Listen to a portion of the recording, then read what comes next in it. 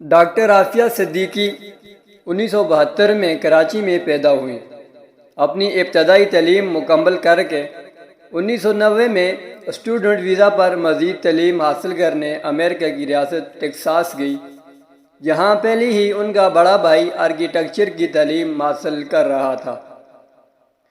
Doctor Aafia نے 1992 میں اپنی ایک ریسرچ کی وجہ سے امریکہ میں $5000 کا انعام بھی حاصل کیا۔ 1995 میں انہوں نے ایک سائنسدان امجد محمد خان سے شادی کی، جس سے ان کے 2 بیٹے اور 1 بیٹی تھی، اور یہی شخص ڈاکٹر صاحبہ کی بربادی کا سبب بنا، کیونکہ اپنے ذاتی مفاد کی خاطر امجد محمد خان CIA کا مورا بن چکا تھا، جسے بعد میں ڈاکٹر عافیہ کے خلاف استعمال کیا گیا۔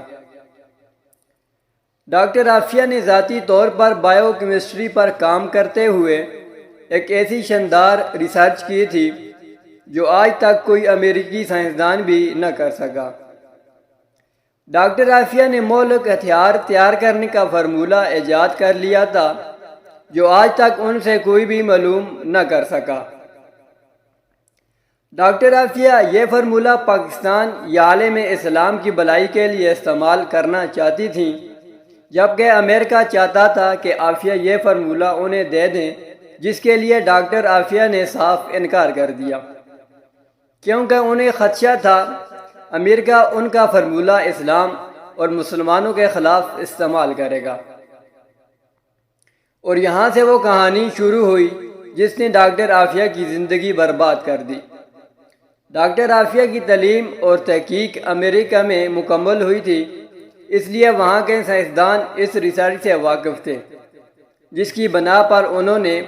FBI کو رپورٹ کر دی کہ عافیہ کے پاس ایسی ریسرچ ہے جو اگر پاکستان کے ہاتھ لگ گئی تو وہ اسے امریکہ کے خلاف استعمال کرے گا۔ 2002 میں ڈاکٹر صاحبہ کو طلاق ہوئی تو ان کے شوہر نے ڈاکٹر عافیہ پر من گھڑت الزامات لگائے، جس کے بعد ڈاکٹر عافیہ پاکستان واپس آ گئی،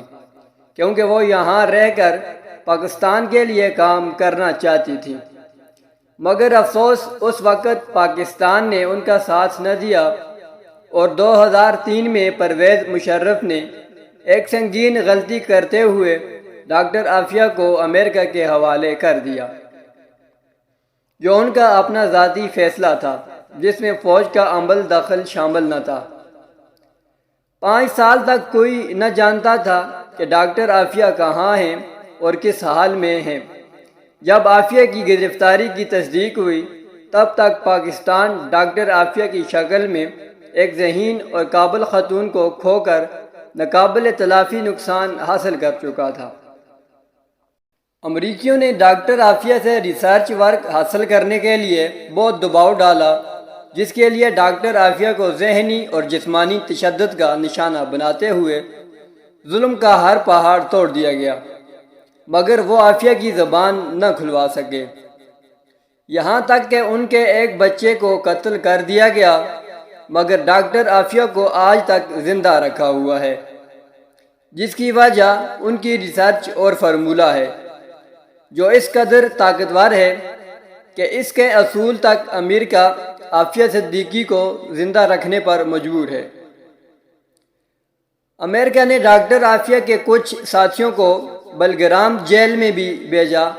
تاکہ وہ عافیہ سے بات چیت کر کے ان سے فارمولہ حاصل کر سکیں، مگر وہ سب ناکام ہو گئے، کیونکہ ڈاکٹر صاحبہ نے انکار کرتے ہوئے کہا تھا اگر یہ فارمولہ امریکہ کو مل گیا تو وہ مجھے مارنے کے بعد دنیا کو تباہ کر دے گا،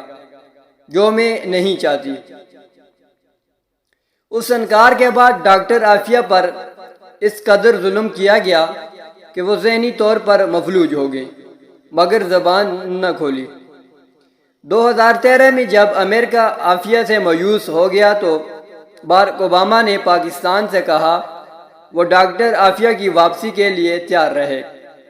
مگر حکومت پاکستان نے کوئی دلچسپی نہ لی، اور اب تک عافیہ صدیقی امریکہ کی قید میں ہیں، مگر ان کی بہن کی حالیہ کوششیں دیکھ کر قوم کو امید ہے کہ ہم جلد ہی ڈاکٹر عافیہ کو آزاد دیکھیں گے انشاءاللہ۔